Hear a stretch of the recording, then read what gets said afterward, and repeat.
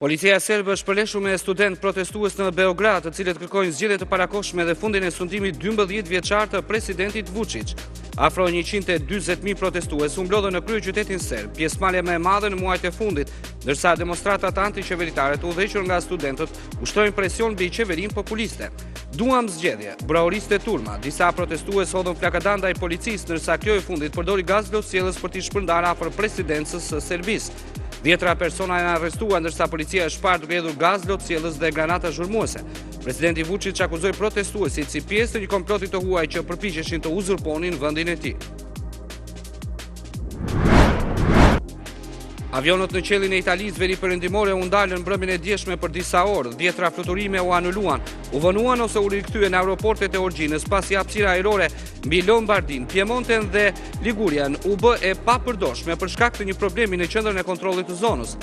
Zyrat në Milano të menaxhuara nga AENA patën një defekt në sistemin e transmetimit të dhënave.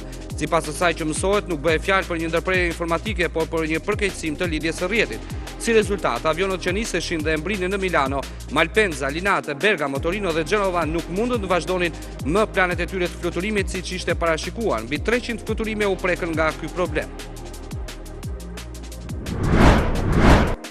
Kryeministri Edi Rama i cilësoi të tepruar deklaratat e deputetit britanik Farage se 1 në 50 emigrantë shqiptar në Britani janë në burg. Nëse është e vërtet, premtoi publikisht t'i marrë të gjithë në Shqipëri, u drejtua Rama ligjvënësit britanik. Sfidës së kryeministrit shqiptar, Farage është përgjigjur përmes një reagimi për mediat britanike, ku thotë se e pranon një përballje reale shifrash dhe se do të sigurohet që Edi Rama të mbajë fjalën. 21 pasuri me vlerë 12 milion euro që u përkasin të arrestuarve të operacionit Ura u sekuestruan këtë fundjavë me kërkesë të prokurorisë së posaçme. Dyqane, troje, apartamente, lokale ku gjysma i përkasin visit të pojës dhe pjesa tjetër Eugene Drazhi dhe Ervin Zeqirit, grupet kriminale të drogës ku ata bënin pjesë u goditën në maj në bashkëpunim me antimafien italiane. Një tjetër histori falsifikimi me dokumenta pronësie është regjistruar në zonat e Bregdetit Jugut.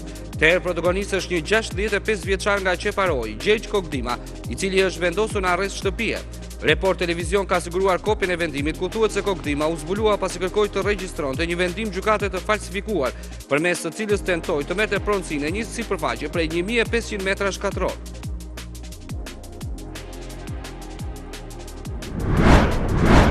Akseleratori linear 2 i domosdoshëm për trajtimin e pacientëve me tumor nuk funksionon prej 2 ditësh, bëjnë me dije burime për Report Televizion. Këta pacientë janë lajmëruar të mos paraqiten për radioterapinë, duke rrezikuar të përkeqësohen.